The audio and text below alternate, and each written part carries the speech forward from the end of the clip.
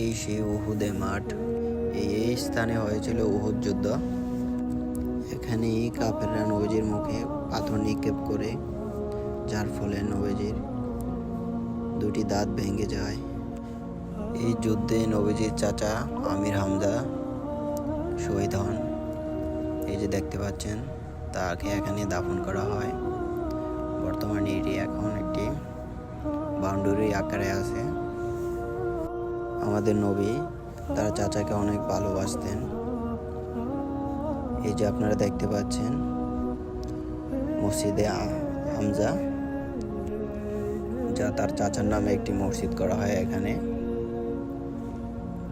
এই যে দেখতে পাচ্ছেন, এই যে খোলা মাটি, এই যে এখানে হয়েছিল উহুদের যুদ্ধ।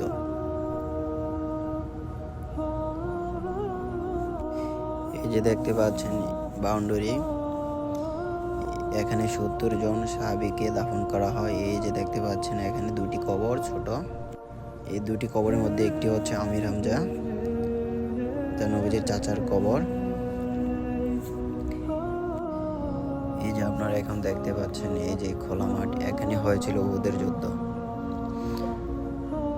এই উহুদের মাটি কাফেররা আমাদের নবীর উপর যে আক্রমণ করে, তাকে রক্তাক্ত করে, তার মুখমণ্ডলে একটি পাথর নিক্ষেপ করে, যার ফলে তার মুখমণ্ডল রক্তাক্ত হয়ে যায়। কাফের এতই জোরে পাথর নিক্ষেপ করলো যে তার সামনের দাঁত দুটি ভেঙে যায়। আমাদের প্রিয় নবী হযরত মুহাম্মদ সাল্লাল্লাহু আলাইহি সাল্লামের মুখমণ্ডল দিয়ে রক্ত ঝরছে। কাফের দ্বিতীয়বার আবার পাথর নিক্ষেপ করে। দ্বিতীয়বার যখন পাথর নিক্ষেপ করে, মানুষ যুদ্ধের সময় যখন হেলমেটগুলো মাথার মধ্যে দেয়, ওই হেলমেটের মধ্যে যে পিনগুলো থাকে তা ভেঙে নবীজির কপালে একটি গালে ঢুকে যায়।